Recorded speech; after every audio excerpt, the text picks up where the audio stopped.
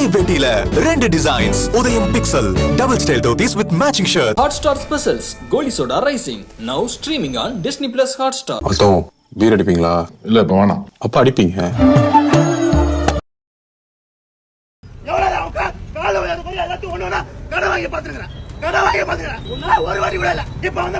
கடமையில நிறைய புகார்கள் வந்துகிட்டே இருக்கு. ஃபுட் சேஃப்டி ஆஃபீஸர்ஸ் அண்ட் நியமன அலுவலர் அவங்க எல்லாம் போய் சொல்லியிருக்காங்க, இந்த மாதிரி உங்க மேல வருது, கம்ப்ளைண்ட்ஸ் வருது.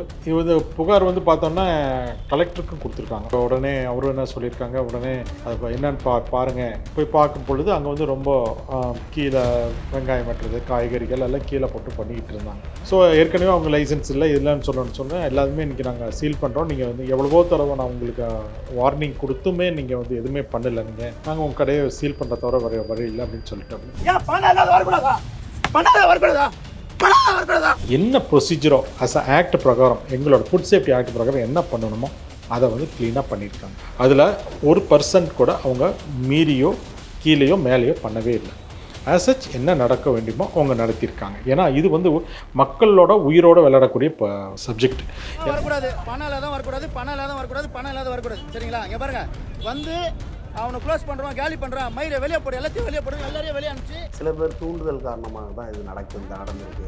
பஜ்ஜி கடையிலேருந்து ஸ்டார் ஹோட்டல் வரைக்குமே நாங்கள் சொல்கிறோம், நாங்கள் எங்கள் நாம்ஸை தான் ஃபாலோ பண்ணுங்கன்னு சொல்கிறோம். நாங்கள் வேறு எதுவுமே சொல்ல கிடையாது. பாதிப்புன்றது வரப்பொழுது நாங்கள் ஏற்கனவே பாதிப்பு வரும்னு சொல்லியிருக்கிறாங்க. தெரியும் எங்கள் நடவடிக்கை கடுமையாக இருக்கும். இப்போ எடுத்துட்டோம்னா, கடையை மூடிட்டோம்னா நமக்கு கெட்ட பேர் ஆகிடும். அந்த பயம் அவருக்கு கூட கொஞ்சம் கூட இல்லைங்களே.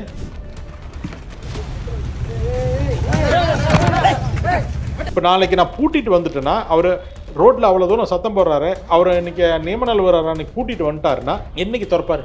அத்தனையுமே அந்த சாப்பாடு பூரா வெளியே கொட்டி உள்ளுக்கார நாடி தானே போகும். ஏன்னா பூட்டுனா மினிமம் நாங்கள் 1 வாரம் 10 நாள் 15 நாள் உங்களுக்கு டைம் கொடுப்போம். அவ்வளோ நாள் திறக்க முடியாது, நான் நினச்சாலும் திறக்க முடியாது. ஸோ அந்த அவ்வளோ பிரியாணி அவர் பண்ணியிருக்காரு, அதை உள்ளுக்கார வச்சு நான் பண்ண முடியுமா? நான் தூக்கி வெளியே போட்டாருன்னா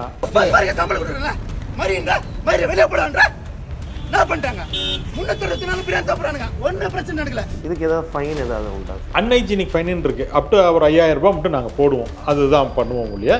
பெருசாலாம் நான் இவர்கிட்ட நாங்கள் இப்போ இதெல்லாம் பண்ண போகிறது கிடையாது. இப்போ கடை போட்டதுக்கு முன்னாடி நீங்கள் வார்னிங்லாம் கொடுத்துருப்பீங்களா? இதுக்கு முன்னாடி அதுதானே சொல்கிறேன்.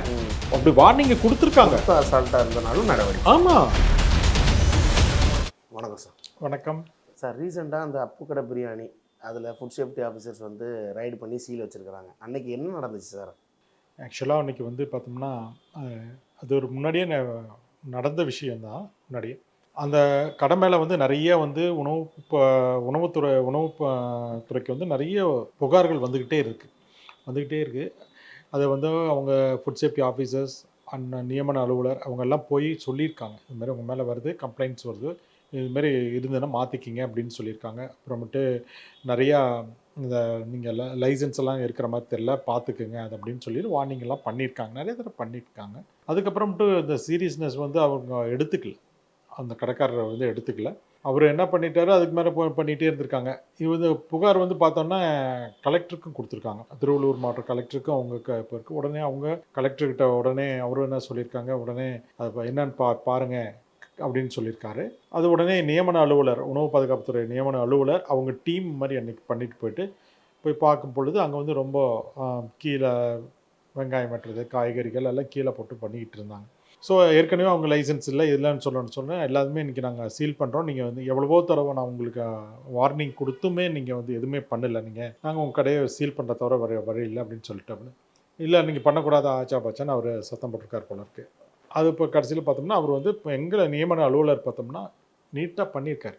கலெக்டர்கிட்ட எங்கள் கமிஷனர்கிட்ட உத்தரவு வாங்கி இது மாதிரி அவங்க மேலே கம்ப்ளைண்ட்ஸ் எல்லாம் வந்திருக்குன்னு சொல்லி இதுமாரி அவர்கிட்ட சொல்லவும் கலெக்டர் பார்த்துட்டு அவர் எங்களோட கமிஷனர் சார் பார்த்துட்டு ஓகே குட், இது கரெக்டாக இருக்குது, அவங்க மேலே புகார் இருக்குது, இத்தனை தடவை சொல்லி அவங்க கேட்கலீங்கன்னா அதுக்கு மேலே நீங்கள் அது மேலே சீல் வைங்க அப்படின்னு சொல்லி அவரே ஆர்டர் போடுறாரு.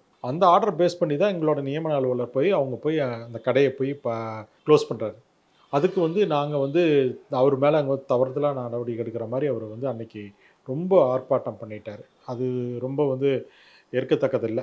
அந்த மாதிரி கிடையாது. ஏன்னா ஒருத்தர் நாங்கள் சொல்கிறோம் அப்படி வர்றோம்னா கண்டிப்பாக உங்கள் மேலே ஃபால்ட் இல்லாமல் நம்ம அவ்வளோ சீக்கிரத்தில் நாங்கள் வரமாட்டோம். இதுதான் உண்மையான நிலவரம், புரியுது? ஏன்னா அதை அவர் புரிஞ்சிக்காமல் அவர் ரொம்ப இது பண்ணி ரோடு மாதிரியெல்லாம் பண்ணி அது மாதிரி பண்ணிட்டார். கண்டிப்பாக அங்கே இருக்கக்கூடிய ஃபுட் சேஃப்டி ஆஃபீஸர்ஸ் ஆகட்டும், எங்களோட நியமன அலுவலர் ஆகட்டும், அவங்கெல்லாம் வந்து என்ன ப்ரொசீஜரோ அஸ் அ ஆக்ட் பிரகாரம், எங்களோட ஃபுட் சேஃப்டி ஆக்ட் பிரகாரம் என்ன பண்ணணுமோ அதை வந்து க்ளீனாக பண்ணியிருக்காங்க. அதில் 1% கூட அவங்க மீறியோ கீழேயோ மேலேயோ பண்ணவே இல்லை. ஆஸ் சச் என்ன நடக்க வேண்டுமோ அவங்க நடத்தியிருக்காங்க. ஏன்னா இது வந்து மக்களோட உயிரோடு விளையாடக்கூடிய சப்ஜெக்ட். ஏன்னா ஒரு உணவுன்றது வந்து நாளைக்கு அவன் உணவு வந்து சாப்பிட்டு நாளைக்கு உடம்பு சரியில்லாத போய் நம்ம இப்போ பார்த்தோம் எவ்வளோ பெரிய இது நம்ம கொடுங்கையூர்லேயும் பொன்னேரிலையும் நடந்த மாதிரி, அந்த மாதிரி வந்ததுக்கப்புறம் கை பசஞ்சிட்டு நிற்கிறல இது கரெக்டாக எங்கள் நியமன அலுவலர் அவர் பண்ணினது வந்து கரெக்டாக பண்ணினால அந்த கடையை வந்து நம்ம சீல் பண்ணுறதுனால பார்த்தோம்னா ஒன்றும் அந்த கெட்டுப்போன உணவோ ஆகட்டும், இல்லை இந்த அன்ஹைஜீனிக் ஃபுட்டாகட்டும் மக்கள் கைக்கு போகாமல் தடுத்து நிறுத்திட்டார். 100% அவர் நிறுத்திட்டார். ஸோ அதுலேருந்து பார்த்தோம்னா எதுவும் இப்போ ஹாஸ்பிட்டலைசேஷன் எதுவுமே இல்லை அப்படின்றது தான் நம்ம இது. இப்போ அப்பு கடை அவங்க பிரியாணி சார் இப்போ அவங்க தரப்புல இருந்து சில பேர் தூண்டுதல் காரணமாக தான் இது நடந்திருக்கு அப்படின்னா கடைகளை அவங்க சீல் வச்சுருக்கலாம், நாங்கள் உணவு செய்கிற இடத்தையே சீல் வச்சுருக்காங்க, இது என்ன அழிக்கிறதுக்கானங்கிறத மாதிரி அவங்க அதை எப்படி சார் பார்க்குறீங்க ஒரு ஆஃபீஸ்? அதாவது உணவு தயாரிக்கிற இடத்துக்கும் நம்ம லைசன்ஸ் எடுக்கணும். நம்ம உணவு இன்னொரு இடத்துல விநியோகம் பண்ணுறோம்னாலும் அந்த இடத்துலையும் நமக்கு லைசன்ஸ் எடுக்கணும். ரெண்டுமே வெவ்வேறு இடம். குக் பண்ணுற இடத்துக்கு தனியாக அது இப்போ லைசன்ஸ் இல்லாமல் அதை மட்டும் வச்சுக்கிட்டு நீங்கள் ரீட்டெயிலில் வச்சுருக்க முடியாது. ரீட்டெயிலில் நீங்கள் பிரான்ச்சஸ் வச்சுருக்காங்க பார்த்தீங்களா, அங்கே இருக்கிற லைசன்ஸ் யூஸ் பண்ணி இதுக்கு யூஸ் பண்ண முடியாது. ஒரு இடத்துல நம்ம பண்ணுறோம்னா அதுக்கு உண்டான லைசன்ஸ் இருக்கணும். நமக்கு தெரியாது போட்டி. ஆனால் உண்மை நிலவரம் தானே, அதனை கம்ப்ளைண்ட் வந்துட்டு தானே இருக்குது. அவர் மேலே யார் நான் எங்களுக்கு அவங்களுக்கு வாய்க்கா வரப்பு தகராறா கிடையாது. அவர் யாரோ நாங்கள் யாரோ, நாங்கள் அவர் ஃபுட் பிஸ்னஸ் ஆப்ரேட்டராக தான் பார்ப்போம். அவர் ஒரு சின்ன கடையாக இருக்கட்டும் பெரிய கடையாக இருக்கட்டும் அதை பற்றிலாம் எங்களுக்கு கிடையாது. அவர் வந்து எங்ககிட்ட ஃபுட் பிஸ்னஸ் ஆப்ரேட்டராக நாங்கள் வந்து பார்ப்போம். அப்போ வந்து எங்களுக்கு வந்து ஒரு கம்ப்ளைண்ட் வருது, இது மாதிரி ஃபுட்டு சரியில்லைன்னு வரப்பொழுது அதை போய் செக் பண்ணும்போது தான் இது மாதிரி ஃபால்ட்டெல்லாம் நம்ம கண்டுபிடிக்கிறோம். அப்படி கண்டுபிடிக்கிறனால தான் அங்கே நம்ம திருவள்ளூர் மாவட்ட உணவு நியமன அலுவலர் வந்து அவர் நடவடிக்கை எடுக்கிறார். அவர் வந்து நடவடிக்கை எடுக்காமல் இருந்திருந்தாருன்னா அதுதான் தப்பு. அவர் வந்து கேட்டதுக்கு இவங்க பதில் சொல்லியிருக்காங்க. அவர் எடுத்து காமிச்சிங்கன்னா நாங்கள் பாட்டு போயிட்டு இருக்க போகிறோம். ஒரு நம்ம உதாரணத்துக்கு நீங்கள் பைக்கில் போகிறீங்க, ஒரு டிராஃபிக் இன்ஸ்பெக்டர் வந்து நிறுத்துறாரு, போலீஸ் இன்ஸ்பெக்டர் நிறுத்தி உங்கள்கிட்ட லைசன்ஸ் கேட்குறாரு, இருக்குது, ஆர்சி இருக்கா, இருக்குது, இன்சூரன்ஸ் இருக்கா, இருக்குன்னா அவர் ஏதாவது உங்கள்கிட்ட இப்போ ஏதாவது சொல்லுவாரா? இல்லை இதெல்லாம் பண்ண முடியாது, பைக்கு பிடிங்க உதாரணத்துக்கு நான் சொல்கிறேன். அது மாதிரி பண்ண முடியாது. அவர் வந்து சந்தேகத்தின் பேரில் வந்து அவர் வந்து பிடிச்சா கூட நீங்கள் ப்ராப்பராக காமிச்சோன்னா, நாங்கள் ஏற்கனவே சொல்லியிருக்கிறாரு, நம்ம பல முறை அவருக்கு எச்சரிக்கையும் கொடுத்துருக்கிறாரு. இது மாதிரி பண்ணனா நீங்கள் லைசன்ஸ் எடுங்க, இது மாதிரி சுத்தமாக வைங்க, கீழே போட்டு வெட்டாதீங்க, டேபிள் வச்சு வெட்டுங்க, டேபிளில் வைங்க, எந்த சாமானமும் கீழே போட்டு வெட்டாதீங்க, நடந்து இதாக இருக்குது, வெறும் தகரத்தை வச்சு அடைச்சி வச்சுருக்கீங்க, இது மாதிரி வேணால் ப்ராப்பராக நல்லா குக் பண்ணுங்கன்னு தான் அவர் அட்வைஸே பண்ணியிருக்காரு. அதையும் மீறி அவர் பண்ணுறாரு அப்படின்றப்போ நம்ம என்ன சொல்கிறதுன்னு எனக்கு புரியல. இப்போ ஃபுட்டோட தரம் குவாலிட்டிங்கிறது எல்லாமே முக்கியம்தான். இருந்தாலுமே இந்த ஒரு சின்ன கடைகளை நம்ம ஸ்டாப் பண்ணும்போது அவங்க வாழ்வாதாரம் முழுவதுமாக பாதிக்கப்படும்ல சார், உடனே நம்ம இந்த மாதிரி சிவியர் ஆக்ஷனால்? சார் ஒன்றுமே கிடையாது. சின்ன வியாபாரம்னு ஒன்று சொல்ல வேண்டாம். அவரை பஜ்ஜி கடையிலேருந்து ஸ்டார் ஹோட்டல் வரைக்குமே நாங்கள் சொல்கிறோம், நாங்கள் எங்கள் நாம்ஸை தான் ஃபாலோ பண்ணுங்கன்னு சொல்கிறோம். நாங்கள் வேறு எதுவுமே சொல்ல கிடையாது. பாதிப்புன்றது வரப்பொழுது நாங்கள் ஏற்கனவே பாதிப்பு வரும்னு சொல்லியிருக்கிறாங்க. தெரியும் எங்கள் நடவடிக்கை கடுமையாக இருக்கும். இப்போ எடுத்துட்டோம்னா கடையை மூடிட்டோம்னா நமக்கு கெட்ட பேர் ஆகிடும். அந்த பயம் அவருக்கு கூட கொஞ்சம் கூட இல்லைங்களே. அப்படி இருந்திருந்தால் குவாலிட்டி பண்ணி அவரோட தன்னை இது பண்ணியிருக்கலாமே, இம்ப்ரூவ் பண்ணியிருக்கலாமே தன் ஸ்டேட்டஸை. இவர் வந்து மீடியாலெல்லாம் பயங்கரமாக கொடுக்குறாருல்ல. அப்படி கொடுக்கக்கூடியவரை அதுக்கு அவ்வளோ செலவு பண்ணுறவர் ஏன் இந்த கிச்சனை வந்து அப்கிரேட் பண்ணல? அவருக்கு எத்தனை அவுட்லெட்டுங்க இருக்குது?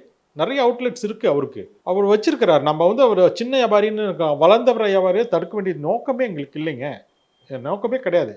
இன்னும் 10,000 20,000 சம்பாதிக்கிட்டோம் பெர் டே, எவ்ரிடே சம்பாதிக்கிட்டோம், வேணான்னு நம்ம சொல்லலை. ப்ராப்பராக சம்பாதிங்க, ஹைஜீன் ஃபுட் கொடுத்து சம்பாதிங்க, கெட்ட பேர் வாங்கிட்டு பண்ணாதீங்க. ஒரு நிறுவனம் நடத்துகிறோம்னா அது சட்டத்திட்டங்களோடு இருந்தால் தான், இல்லைன்னா நிறுவனம் நடத்த முடியாது. இது ஃபுட் பிஸ்னஸ் மட்டும் கிடையாது, எந்த நிறுவனத்துக்கும் சரி. நீங்கள் ஒரு கம்ப்யூட்டர் சென்டரில் அவங்க அந்த நாம்ஸ் பிரகாரம் இருந்தால் தான் பண்ணுவாங்க. இன்றைக்கி ஏன் நம்ம ஒரு முனிசிபாலிட்டிலையோ இல்லை லோக்கல் கவர்மெண்ட்டோ வந்து ஒரு கட்டடத்தை இடிக்குது, நீ நாம்ஸ் பிரகாரம் வீடு கட்டலை, இடிக்க தான் செய்வாங்க. நீ ஃபுட் பிஸ்னஸ் ஆப்ரேட் பண்ண போகிற, லைசன்ஸ் இல்லை, ஒழுங்காக செய்யலை அப்படின்னா இழுத்து மூட தானே செய்வாங்க. என்ன மூடிவிட்டாங்க, என்ன இது பண்ணிவிட்டாங்கன்னா எந்த விதத்துலைங்க நியாயம்? இது எந்த விதத்தில் நியாயன்றது எனக்கு புரியவே இல்லை. இந்த மாதிரி எல்லாருமே சொன்னாங்கன்னா அப்புறம் இந்த குவாலிட்டின்றது எங்கே இருக்குது? அதுக்கு எதுக்கு எங்களுக்கு ஒரு டிபார்ட்மெண்ட்டு, அரசு எங்களுக்கு இது கொடுத்து அதுக்கு ஒரு என்ஃபோர்ஸ்மெண்ட் பண்ணி ஒரு புக்குக்கா லா அண்ட் ஆர்டர்லாம் கொடுத்து இதெல்லாம் ஃபாலோ பண்ணுங்க. பல இப்போ ரூபத்தில் இருந்த ஃபுட் சேஃப்டி ரூல்ஸை எல்லாம் ஒரு பக்கமாக பண்ணி இப்படி தான் போகணும் அப்படின்னு சொல்லி வடிவமைச்சு அழகாக கொண்டு வந்து கொடுத்து, ஒரு உணவு தொழில்ன்றது வந்து புனிதமான தொழில், அந்த தொழிலுக்கு இப்படியெல்லாம் பண்ண வைங்க அப்படின்னு சொல்லி ஸ்டெப் பை ஸ்டெப்பாக நவுத்திட்டு வராங்க எங்களை. நாம் மக்களை அவங்களையும் நவுத்திட்டு போகிறோம் அடுத்த கட்டக்கு. நம்ம வெளிநாடுகள்லாம் போனோம்னா இந்த மாதிரி பார்க்குறோமா எங்கேயாவது? எந்த தலைமுறையிலங்க நம்ம அந்த இதுக்கு போவோம்? யாராவது ஒருத்தர் ஸ்டெப் எடுக்கணும். ஒருத்தர் ஸ்டெப் எடுத்தால் தான் நம்ம அடுத்த படிக்கட்டுக்கு மேலே போக முடியுங்க. நீங்கள் அந்த படிக்கட்டு ஐயோ அவங்கெல்லாம் வெளிநாட்டுக்காரங்களாம் அந்த படிக்கட்டில் இருக்காங்க அப்படின்னா நம்ம படிக்கட்டில் கால் எடுத்து வைக்கணுமே. அப்படி நம்ம இந்த ஃபுட் சேஃப்டி ரூல்ஸை நம்ம இம்ப்ளிமெண்ட் பண்ணி ஒரு சேஃப்டியாக ஹைஜீனிக் ஃபுட் கொடுத்தா தான் நம்ம அந்த இடத்துக்கு போக முடியும். ஒரு நல்ல பேர் எடுக்கலாம். நீங்கள் போய் பிரியாணியா சென்னைக்கு போய் சாப்பிடுங்க, எந்த கடை பிரியாணி சாப்பிடுங்க, சூப்பராக இருக்கும் அப்படின்னு வடநாட்டுக்காரன் வந்து பேசணும். அப்படி பேச வைக்கணும். அது பேச வைக்கிறது தான் நம்மளோட திறமை. அப்படி அது பண்ணுறதுனால நம்மளோட இமேஜும் நல்லா இருக்குது, நம்மளோட குவாலிட்டியும் நல்லா இருக்கும், நம்ம லைஃப்பும் நல்லா இருக்கும், நம்ம ஹாஸ்பிட்டலைசேஷன் போக வேண்டிய வேலைகளும் இருக்கிறதுக்கு கம்மியாக இருக்கும். குவாலிட்டி தான் நாங்கள் பார்க்குறோம், வேறு எதையுமே பார்க்கலைங்க. நல்ல குவாலிட்டியாக கொடுங்க. சமைக்கிறது வாங்கும் பொருட்களில் கலப்படம் இல்லாத வாங்குங்க, மட்டமான பொருளை வாங்காதீங்க. எல்லாத்துக்குமே இதுதான் பொதுவாக நாங்கள் சொல்லிட்டு வரோம். கலப்படத்தை எப்படி கண்டுபிடிக்கிறது? அந்த கலப்படத்தினால வரும் ஒரு சீப்பான ஒரு உதாரணத்துக்கு ஒரு நெய் வாங்குறோம்னா அதில் நெய்க்கு டால்டாவும் போடுவாங்க. டால்டா எவ்வளோ இதாக இருக்குன்றது சீப்புன்னு தெரியும், நெய் எவ்வளோ காஸ்ட்லின்னு தெரியும். ஸோ நான் நெய் மட்டும் யூஸ் பண்ணுங்கன்னு தான் நாங்கள் சொல்கிறோம். அப்போ நான் டால்டாவை யூஸ் பண்ணுங்க அப்படின்னு சொன்னால் நான் கெட்டவனா? யூஸ் பண்ணாதீங்கன்னு சொன்னால் நான் கெட்டவனா ஆகணும்னா? கண்டிப்பாக டால்டா சாப்பிட்டா இந்த நோயெல்லாம் வரும், கண்டிப்பாக உடல் உபாதைகள் வரும். அன்ஹைஜீனிக் ஃபுட் சாப்பிட்டா ஃபுட் பாய்சனிங் வரும். ஒழுங்காக ப்ராப்பராக குக் பண்ணாத ஒரு சிக்கனோ மட்டனோ ஒரு பிரியாணியோ பண்ணுறாங்க அப்படின்னம்னா அது சாப்பிட்டா உடல் நடத்துக்கு கேடு வரும். இதில் எந்த விதத்துலையும் மாற்றம் கிடையாது. அதை சொல்கிறதுக்கு தாங்க எங்கள் டிபார்ட்மெண்ட்டு. இதை நாங்கள் ஃபேஸ் பண்ணுவோம். இதெல்லாம் ஒன்றும் அவர் இப்போ சத்தியகோர இது பண்ணுறதுனாலலாம் நாங்கள் விட்டுட்டெல்லாம் போக முடியாது. நீங்கள் எவ்வளோ தான் நீங்கள் இது பண்ணினாலும் நீங்கள் அந்த நாம்ஸ்குள்ளே நீங்கள் வந்தாகும். எங்கள் பிஸ்னஸ் பண்ணுறீங்க, மக்கள்கிட்ட காசு வாங்குறீங்க, நீங்கள் காசு வாங்கிட்டு தான் நீங்கள் கொடுக்குறீங்க, ஃப்ரீயாக நீங்கள் கொடுக்குறீங்க. அப்படி ஃப்ரீயாக கொடுத்தா கூட நாங்கள் விட மாட்டோம். அன்னதானம் பண்ணக்கூடிய கோயிலாக நம்ம பார்த்தீங்கன்னா திருவண்ணாமலையில் திடீர்னு ஒரு நாளைக்கு மட்டுமே 10,000 பேர் வந்து அன்னதானம் பண்ணுவாங்க. அவங்கள எல்லாருமே நாங்கள் வாட்ச் பண்ணிகிட்டு இருக்கோம். ஒரு கோயிலில் திடீர்னு பெரிய இது நடக்கும், ஃபங்க்ஷன் நடக்கும், யாரோ அன்னதானம் பண்ணுவாங்க, இலவசமாக கொடுக்குறாங்க. அவங்களுக்கெல்லாம் கூப்பிட்டு நாங்கள் சர்டிஃபிகேட் போடுவோம், அவங்களுக்கெல்லாம் கூப்பிட்டு ட்ரைனிங் கொடுக்குறோம். முன்னாடியே எங்ககிட்ட பர்மிஷன் வாங்குங்க. நீங்கள் இப்போ திருவண்ணாமலையிலாம் பார்த்தா லட்சக்கணக்கான பேர் பௌர்ணமிக்கு போவாங்க. அவங்களுக்கு எல்லாத்துக்கும் ஃபுட்டு கொடுக்குறவங்க எல்லாம் பார்த்தீங்கன்னா எங்கள் எஃப்எஸ்எஸ்ஐயில் பர்மிஷன் வாங்கிட்டு தான் கொடுக்க சொல்லுவோம். இலவசம் மட்டும் நாங்கள் சும்மா கொடுக்க மாட்டாங்க, ஒரு உயிரோட சம்மந்தப்பட்டது. இவர் வந்து வியாபாரம் பண்ணுறாரு, வியாபார ரீதியில் பண்ணுறப்போ அவர் நல்லா பண்ணணுன்னு தான் நாங்கள் சொல்கிறோம். வேறு எதுவுமே நான் அவர்கிட்ட நாங்கள் கேட்க கிடையாது. இப்போ நாளைக்கு நான் பூட்டிட்டு வந்துட்டேன்னா, அவர் ரோட்டில் அவ்வளோ தூரம் சத்தம் போடுறாரு, அவர் இன்றைக்கி நியமன அலுவலர் அன்றைக்கி பூட்டிட்டு வந்துட்டாருன்னா என்றைக்கு திறப்பார்? அத்தனையுமே அந்த சாப்பாடு பூரா வெளியே கொட்டி உள்ளுக்கார நாரி தானே போகும். யாரை இப்போ சீல் வச்சுட்டா நீங்கள் திறக்க முடியுமா? அதுதானே அவர் சொன்னார்.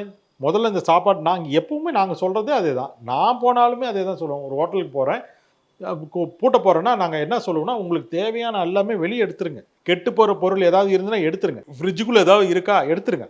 ஏன்னா பூட்டுனா மினிமம் நாங்கள் 1 வாரம் 10 நாள் 5 நாள் உங்களுக்கு டைம் கொடுப்போம்.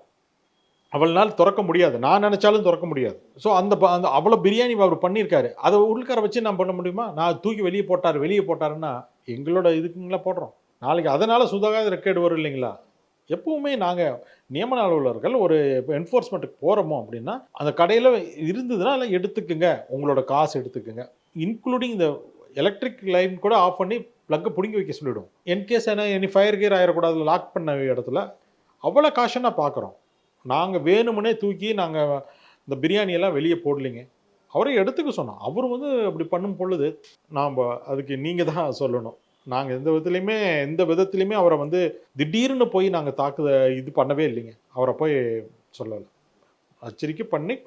இப்போ இவங்க அப்பு கடையில் இப்போ என்ன பண்ணால் இனி சரியாகும் சார்? ஒன்றுமே வேணாம்.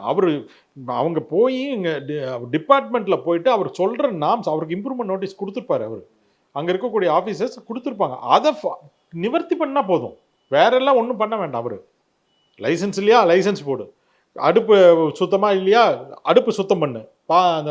அந்த காய்கறி வெட்டுறதெல்லாம் கீழே உட்காந்து வெட்டியிருக்கா, மேலே ஒரு டேபிள் வாங்கி போடு. இதுதான். வெள்ளை அடிக்கணுமா வெள்ளை அடி. உள்ளுக்கார ஏதாவது பூச்சி புழு வராமல் இருக்குது, அவங்க எல்லாமே நாங்கள் கொடுத்துருப்போம். அந்த இம்ப்ரூவ்மெண்ட் நோட்டீஸ்னு ஒன்று கொடுத்துருப்போம். அதை ரெக்டிஃபை பண்ணிவிட்டு எங்களுக்கு ஒரு இது கொடுத்தாருன்னா போதும், லெட்டர் கொடுத்தாருன்னா போதும். திரும்ப அவங்க ஓப்பன் பண்ணுறோம். ஓப்பன் பண்ணலாம், தாராளமாக ஓப்பன் பண்ணலாம். எந்த கடையுமே நாங்கள் வந்து பர்மனெண்ட்டாலாம் பூட்ட மாட்டோம். இன்கேஸ் உயிரிழப்பு ஏற்படுது, ரொம்ப சீரியஸாக போகுது அப்படின்னா தான் நாங்கள் வந்து மூடி வைப்போம். 3 மாதம் 4 மாதம் மூடி வைப்போம். இதுக்கு ஏதாவது ஃபைன் ஏதாவது உண்டா சார்? அன்ஹைஜீனிக் ஃபைன் இருக்குது. அப் டு ஒரு 5000 ரூபாய் மட்டும் நாங்கள் போடுவோம். அதுதான் பண்ணுவோம் ஒழிய பெருசாலாம் நான் இவர்கிட்ட நாங்கள் வந்து இப்போ இதெல்லாம் பண்ண போகிறது கிடையாது. இப்போ கடையை பூட்டுறதுக்கு முன்னாடி நீங்கள் வார்னிங்லாம் கொடுத்துருப்பீங்களா இதுக்கு முன்னாடி? அதுதானே சொல்கிறேன். அப்படி வார்னிங் கொடுத்துருக்காங்க. அசால்ட்டாக இருந்தனால நடவடிக்கை. ஆமாம், எங்கே ஒரு கொடுத்து அவர் ப்ராப்பராக ஒரு எங்கள் டிஓ ஒரு நியமன அலுவலர் எங்கள் ஆஃபீஸில் கமிஷனர் எங்கள் கொடுத்து அவர் வந்து பார்த்துட்டு ரைட் பண்ணி அவர் ஐஏஎஸ் ஆஃபீஸர் அவர் எங்கள் கமிஷனர் சார் அவர் ஆர்டர் போடுறார் க்ளோஸ் பண்ணுங்கன்னு. அவர் ஈஸியாக போட முடியாதுங்க. அவரெல்லாம் அவ்வளோ சீக்கிரத்தில் அவங்க வந்து க்ளோஸ் பண்ணுங்கன்னு வந்து இந்த மாதிரி விஷயத்தில் பண்ண முடியாது. அவர் வந்து க்ளீனாக போய் சப்மிட் பண்ணி சார் இத்தனை தடவை நாங்கள் சொல்லியும் அவர் கேட்க மாட்டேங்கிறாரு அப்படின்னு சொன்னதுக்கப்புறம் தான் அவருக்கு ஆர்டர் இபிஓன்னு நாங்கள் சொல்லுவோம், எமர்ஜென்சி ப்ரோகிபிஷன் ஆர்டர் அப்படின்னு சொல்லுவோம். அதை கொடுக்குறாரு, அவர் இஷ்யூ பண்ணுறாரு. Okay sir. இப்போ தொடர்ச்சியாக இந்த ஃபுட் டிபார்ட்மெண்ட் அதிரடி நடவடிக்கைகள் எடுத்து வராங்க. தமிழ்நாடு முழுவதிலும் பார்க்குறோம், சென்னையிலையும் பார்க்குறோம். இருந்தாலுமே மக்கள் பார்வையில் சில பேர்கள் ஏழைக்கு ஒன்று, பணக்காரனுக்கு ஒன்று, சின்ன கடைக்கு ஒன்று, பெரிய கடைக்கு ஒன்று அப்படின்னு பல குற்றச்சாட்டுகள் வந்துக்கிட்டே இருக்கேன். அது இல்லைங்க, தவறுங்க. நீங்கள் என்னோட நடவடிக்கை பார்த்துட்டு இருக்கீங்க. பீச்சில் போய் சின்ன கடையும் நாங்கள் பார்க்குறேங்க. நீங்கள் பார்த்துருக்கீங்க, பீச் ஓரத்துலையும் கடையிலேருந்து பார்க்குறோம், பெரிய பிரியாணி கடை வரைக்கும் பார்த்துட்டு தான் இருக்கும். பெரிய செயின்ஸ் ஆஃப் ரெஸ்டாரண்ட் ஸ்டார் ஹோட்டல்லையும் நாங்கள் போய் செக் பண்ணுறோம். எல்லா ஹோட்டல்லையும் நாங்கள் பார்க்குறோங்க. நீங்கள் யாருக்குமே கிடையாதுங்க. இந்த பானிபூரி கடைக்காரனுக்கு என்ன ரூலோங்க அதே தாங்க எல்லாத்துக்குமே வரும். எல்லா கேட்டகரிக்குமே அதே ரூல் தான். ஸ்டார் ஹோட்டல்காரங்களுக்கும் அதே ரூல் தான். அது வெஜிடேரியனாக இருந்தாலும் சரி, நான் வெஜிடேரியனாக இருந்தாலும் சரி, கிராசரி ஷாப் இருந்தாலும் சரி, மளிகை கடை சின்ன கடை வச்சுருக்காங்க அவங்களுக்கும் அது சரி, ரோட்டோரத்தில் பஜ்ஜி சுட்டாலும் சரி, வண்டியில் வச்சுட்டு விற்றுட்ருக்காங்க பாருங்கள் பிரியாணி, அவங்களுக்கும் அந்த ரூல் ஒரே ரூல் தான். எங்கள் நாம்ஸ் பிரகாரம் இருக்கணும்னா இருக்கணும், அவ்வளோதான். அதை மீறி நீங்கள் பண்ணுனீங்கன்னா எங்கள் நடவடிக்கை இருக்கும். இதே மாதிரி தான் அந்த கொடுங்கையூர் பிரியாணி கடைகள் எல்லாமே இதே மாதிரி தான் வரும். எல்லா கேட்டகரியுமே அதில் பார்த்தோன்னா இதிலாவது நமக்கு வந்து எமர்ஜென்சி இல்லாமல் ஆயிடுச்சு. திருவள்ளூரில் எனக்கு வந்து பார்த்தீங்கன்னா கொடுங்கையூரில் 49 பேர் பெட்டில் அட்மிட்டடு, பொன்னேரியில் 10 பேர் பெட் அட்மிட்டடு. அப்போ இன்னும் நாங்கள் சீரியஸாக பார்க்க வேண்டிய சூழ்நிலையில் இருக்கிறோம். அது என்ன நடவடிக்கை எடுத்தீங்க சார்? அது க்ளோஸ் பண்ணிட்டோம். அவங்க போய் நாங்கள் க்ளோஸ் பண்ணும் பொழுது பார்க்குறப்போ அங்கே இப்போ எதுவுமே இல்லை. நைட்டு எல்லாம் சாப்பிட்ருக்காங்க. அவங்க சாப்பிட்டதுக்கப்புறம் அடுத்த நாள் காலையில் எல்லாமே பெட்டில் அட்மிட் ஆகிருக்காங்க. எங்களுக்கு நியூஸே அடுத்த நாள் தான் வருது காலையில். உடனே போய் பார்க்குறோம், அங்கே எதுவுமே இல்லை. நைட்லேயே எல்லாருமே எல்லாம் க்ளீன் பண்ணிட்டாங்க. சரி பிரச்சனை வந்திருக்கு, இத்தனை பேர் போலீஸில் கம்ப்ளைண்ட் பண்ணிட்டாங்க. எங்ககிட்ட கம்ப்ளைண்ட் பண்ணுறதுக்கு வந்து போலீஸ்க்கு பண்ணணும். போலீஸ்க்கு போயிட்டு அவங்க இவங்களுக்கு அவங்க நம்ம ஜிசிசி கிரேட்டர் சென்னை கார்பரேஷனுக்கு நோட்டீஸ் போய் அவங்க எங்களுக்கு லெட்டர் வச்சு அப்புறம் நாங்களாம் ஓடுறோம். ப்ரூவ் பண்ண முடிஞ்சது அந்த பிரியாணி சாப்பிட்டதுனால தான் எத்தனை பேர்? அதாவது ப்ரூவ் பண்ண முடிஞ்சது எங்களை பண்ண முடியல. பிகாஸ் அங்கே இப்போ நீங்கள் ஒரு கம்ப்ளைண்ட் போடுறீங்க, அந்த இடத்துல பிரியாணி இருக்குன்னா அதை எடுத்து நான் டெஸ்ட் பண்ணி இதுதான் அப்படின்னு காரணம்னு சொல்லலாம். ஆனால் பட் மக்கள் எல்லாம் சொல்கிறாங்க இங்கே சாப்பிட்டதுக்கப்புறம் தான் நாங்கள் வந்திருக்குது, இதுக்கப்புறம் தான் இத்தனை பேர் அட்மிட் ஆகிருக்கு. ஒருத்தர் 2 பேர்னா கூட நம்ம சந்தேகப்படலாம். ஸோ மாதம் அட்மிட் ஆகிறப்போ கண்டிப்பாக எல்லாருமே அந்த கடையில் சாப்பிட்ருக்காங்க.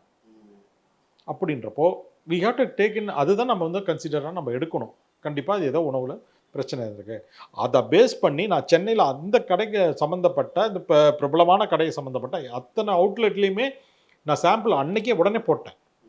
சரி ஒருவேளை அந்த பிரியாணி சாப்பிட்டனால எல்லாத்துக்கும் அந்த மாதிரி வந்திருக்கா, உடனே செக் பண்ணுங்கள். வேறு யாராக வரும் அதை மட்டும் பார்க்கலைங்க, இருக்கக்கூடிய மற்ற ஹாஸ்பிட்டல்ஸ்லேயும் எல்லாமே விசாரித்தோம். இது மாதிரி பிரியாணி ஏதாவது சாப்பிட்டு ஒரு அட்மிட் ஆகிருக்காங்களா தெரிஞ்ச வரைக்கும் நாங்கள் ஜிசிசியில் லோக்கலில் இருக்க கவர்மெண்ட் ஹாஸ்பிட்டல்ஸ் எல்லாமே நாங்கள் விசாரித்தோம். அந்த மாதிரி எதுவுமே இல்லாதனால தான் எங்களுக்கு வந்து ஒரு கன்க்ளூஷனுக்கு எங்களால் வர முடியல. Okay sir. இறுதியாக இப்போ இந்த நெய் பிரச்சனை பெருசாக போய்கிட்டு இருக்கு. அந்த இதில் மீன் கொழுப்பு கலக்கிறாங்க, பன்னி கொழுப்பு கலக்கிறாங்க, மாட்டு கொழுப்பு கலக்கிறாங்கன்ட்டு.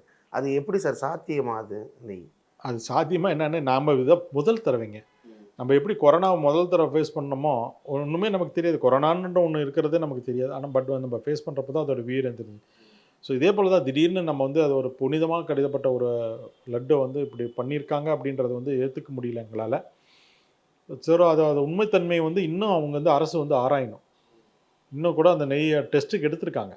இன்னும் உடனே பார்த்திங்கன்னா இங்கே எஃப்எஸ்எஸ்ஐ வந்து சென்ட்ரல் எஃப்எஸ்எஸ்ஐ அங்கே இதில் போய் எடுத்துருக்குறாங்க. நெய்யை வந்து சாம்பிள் எடுத்துகிட்டு போய் டெஸ்ட் பண்ண போயிருக்காங்க. ஸோ இன்னும் அந்த உண்மைத்தன்மை நமக்கு வரணும். வந்ததுக்கப்புறம் தான் நம்ம இன்னும் சொல்லலாம். நீங்கள் உங்கள் ஆய்வில் அந்த மாதிரி கலக்கிறதுக்கு வாய்ப்பு இருக்கான்னு கேட்குறேன் நெய்யில். இந்த மாதிரி கொழுப்பு இது யதார்த்தம் தானா? நம்ம இது இவ்வளோ அளவுக்குலாம் கலக்கிற அளவுக்குலாம் நம்ம ஆளுங்க எதில் நெய்யில் கலப்பாங்க தெரியுமா? நம்ம ஊரில் பொறுத்த வரையிலும் டால்டா, பாமாயில் இதுதான் கலப்பாங்க நெய்யில். ஸ்டார்ச் இதுதான் கலப்பாங்க. இது வந்து ஒரு சுவை ஊட்டி. இந்த மாட்டு கொழுப்பாகட்டும், பன்றி கொழுப்பாகட்டும், மீன் கொழுப்பாகட்டும் சுவை ஊட்டி அது ஆக்சுவலாக. அது வந்து இந்த சதவீதத்துக்கு பார்த்தோம்னா மேலே நம்ம வந்து கலக்க முடியாது. ஸ்மெல் வர ஆரம்பிச்சிடும். அதோட ஸ்மெல் வரும். மீன் ஸ்மெல்லாம் நீங்கள் பார்த்துருக்கீங்களா? மீன் எண்ணெய் வாசம் பார்த்துருக்கீங்களா? கிட்ட கூட வைக்க முடியாது. அவ்வளோ துளியோண்டு இருந்தால் கூட கையில் கீழே பட்டுச்சுன்னா ஸ்மெல்லு வரும். அது மாதிரி கலக்கிறதுக்கான வாய்ப்புகள் இல்லை. பட் டெஸ்ட்டில் வந்து பாசிட்டிவ்னு சொல்லுது. அது வந்து ஒரு ஹை எண்ட் மிஷினில் தான் அதை கண்டுபிடிக்க முடியும். அதாவது பெரிய சொஃபஸ்டிகேட்டட் இந்த எஸ் வேல்யூன்னு அதில் போட்டிருப்பாங்க. அது வந்து ஸ்பெக்ட்ரம் பாஸ் பண்ணி இப்போ ஒரு நெய்க்கு வந்து ஒரு ஸ்பெக்ட்ரம் அந்த லைட் பாஸ் பண்ணி பார்ப்பாங்க. அந்த டெஸ்ட்டை ஸ்பெக்ட்ரம்னு சொல்லுவோம். அந்த ஸ்பெக்ட்ரத்தில் நெய்க்கு இந்த ஸ்பெக்ட்ரம், எண்ணெய்க்கு இந்த ஸ்பெக்ட்ரம், மீன் எண்ணெய்க்கு இந்த ஸ்பெக்ட்ரம், மாட்டு கொழுப்புக்கு இந்த ஸ்பெக்ட்ரம், பாலுக்கு இந்த ஸ்பெக்ட்ரம், தேங்காய் எண்ணெய்க்கு, கடல் எண்ணெய்க்கு ஒரு ஸ்பெக்ட்ரம். ஒவ்வொன்றுக்குமே தனித்தனி ஸ்பெக்ட்ரம் இருக்குது. ஸோ இவங்க அந்த ஸ்பெக்ட்ரத்தில் போட்டு பார்க்கும்போது தான் இந்த ஸ்பெக்ட்ரம் எல்லாம் வந்து டிடெக்ட் பண்ணுது, இருக்குது அப்படின்னு சொல்லுது. ஸோ அந்த ஸ்பெக்ட்ரத்தில் ஆகா இது ஏதோ சம்திங் சொல்லுதுன்னு சொல்லி தான் அதை எடுத்து ஸ்டடி பண்ணும் பொழுது தான் இந்த ஸ்பெக்ட்ரமெல்லாம் இதில் வந்து தென்படுது. இருக்குது, குறைவாக இருக்குது, இல்லை அதிகமாக இருக்குது, அளவுக்கு மீறி இருக்குது. அப்போது இதில் டிடெக்ட் ஆச்சுன்னா இதில் வந்து இந்த எண்ணெய் இருக்குதுன்னு அவங்க வந்து கன்க்ளூஷனுக்கு வராங்க. இதை வச்சு தான் நம்ம வந்து பார்க்குறோம். லாஸ்ட்டாக சார், நெய்ங்கிறது இந்த சின்ன பிள்ளைங்க சாப்பிட்றாங்க, பெரிய ஆட்கள் சாப்பிட்றாங்க. இல்லை இந்த பன்னி கொழுப்பு அப்படிங்கிறப்ப உடல் உபாதை ஏதாவது வருமா? உடல் உபாதைகள் வராதுங்க. நம்ம மென்டலாக இப்போ நான்வெஜ் சாப்பிடாதவங்களுக்குலாம் அது பிடிக்கவே பிடிக்காது. இன்னும் சில பேர் வந்து மாட்டுக்கறி சாப்பிட மாட்டாங்க, பன்றிக்கறிகள் சாப்பிட மாட்டாங்க. அவங்கெல்லாம் வந்து அது ஒரு கில்ட்டியாக ஃபீல் பண்ணுவாங்கல்ல. அதுதான் உடல் உபாதைகள்னு வர்றதுக்கு வாய்ப்புகள் ரொம்ப ரொம்ப கம்மி தான், ரொம்ப கம்மி.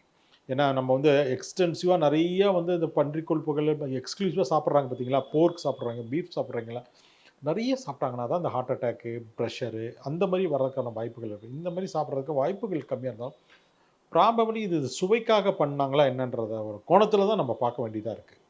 ஓகே சார், ரொம்ப நன்றி. ஓகே. ஒரே வெட்டியில 2 டிசைன்ஸ் உதயம் pixel double style dhotis with matching shirt. Hotstar Specials Goli Soda Rising now streaming on Disney Plus Hotstar.